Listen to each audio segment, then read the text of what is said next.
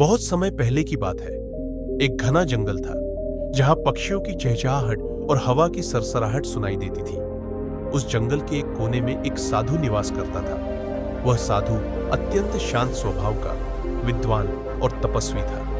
अपने सन्यास के जीवन में उसने सांसारिक सुख सुविधाओं को त्याग दिया था और ध्यान व साधना में अपना समय बिताता था। वह एक छोटी सी कुटिया में रहता था जहां बस कुछ ही आवश्यक वस्तुएं थी।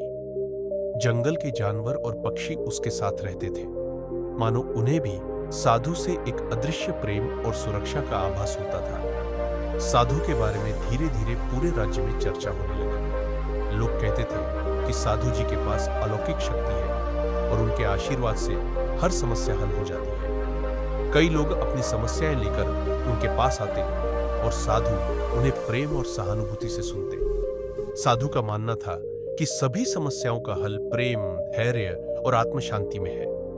वह लोगों को समझाते कि जीवन में दुख और सुख दोनों ही स्थायी नहीं होते। इनका कारण हमारे कर्म और हमारी मानसिक स्थिति होती है। राजा की समस्या और साधु से भेंट। उसी राज्य का राजा बहुत परेशान था। उसे संतोष नहीं मिल रहा था, भले ही उसके पास धन दौलत, सत्ता और सम्मान सब कुछ था। राजा ने कई विद्वानों से मिलकर इस अशांति का कारण जानना चाहा, परंतु किसी से संतोषजनक उत्तर नहीं मिला। अंततः राजा के एक मंत्री ने उसे उस साधु के बारे में बताया जो जंगल में निवास करते थे और जिनके पास लोग शांति और समाधान की खोज में आते थे। राजा ने तुरंत निर्णय लिया कि वह स्वयं साधु से मिलेंगे और अपनी अशांति का हल जानेंगे। राजा साधु के पास गया और विनम्रता से प्रणाम किया। साधु ने राजा को देखा और मुस्कुराते हुए उसका स्वागत किया। राजा ने साधु को अपनी सारी समस्याओं के बारे में बताया।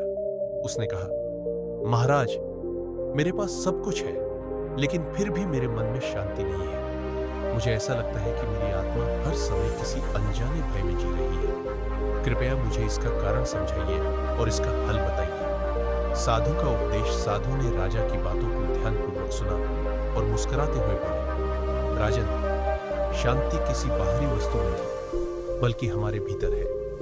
मन की शांति के लिए संतोष आवश्यक है और संतोष के लिए त्याग आवश्यक है। हम जितना अधिक पाने की इच्छा करते हैं, उतना ही हमारा मन अशांत हो जाता है। शांति की प्राप्ति के लिए हमें सबसे पहले अपने भीतर झांकना होगा और जानना होगा कि हम वास्तव में क्या चाहते हैं। राजा को साधु की बातें थोड़ी समझ में आई, लेकिन फिर भी पूरी तरह से संतोष नहीं हुआ। उसने साधु से विनती की, महाराज, मैं अभी भी उलझन में हूं।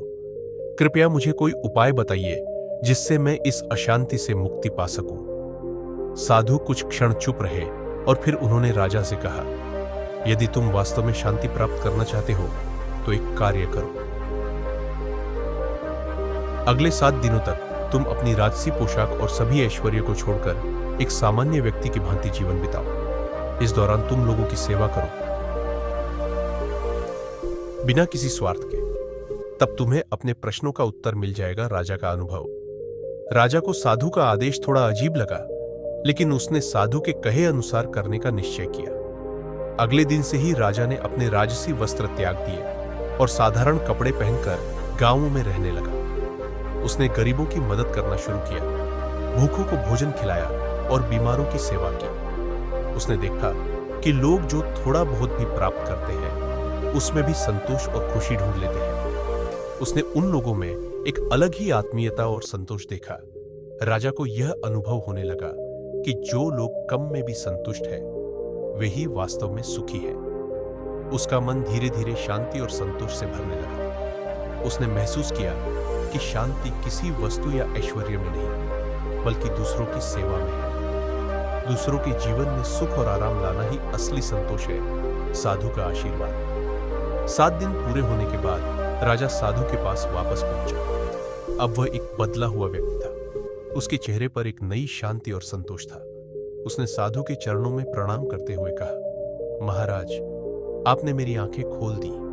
अब मैं समझ गया हूं कि मन की शांति कहाँ मिलती है। दूसरों की सेवा में ही सच्ची खुशी और शांति है। मैं अब इस राज्य को इसी प्रकार चलाने का संकल्प लेता हूं। साधु ने राजा को आशीर्वाद दिया और कहा, राजन, याद रखना कि तुम्हारा यह संकल्प ही तुम्हारे राज्य को समृद्ध और खुशहाल बनाएगा। जो व्यक्ति अपनी खुशी दूसरों की सेवा में खोजता है वह सदा शांत और संतुष्ट रहता है। तुमने अपने अनुभव से यह सत्य जाना है। अब इसी मार्ग पर चलते रहो और अपने राज्य को भी इसी ज्ञान से परिपूर्ण करो। सीख। राजा ने साधु की बातों को अपने हृदय में बसा लिया और वापस अपने महल में लौट गया।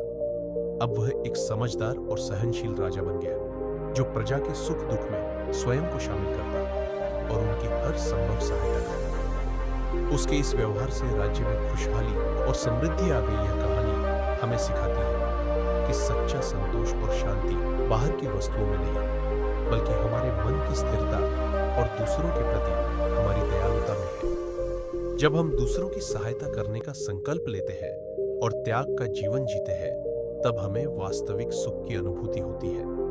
तो दोस्तों, ये कहानी आपको कैसा लगा कमेंट करके जरूर बताएं और नए आए हो तो चैनल को सब्सक्राइब जरूर करना ताकि वीडियो सबसे पहले आपको मिल सके। Thank you.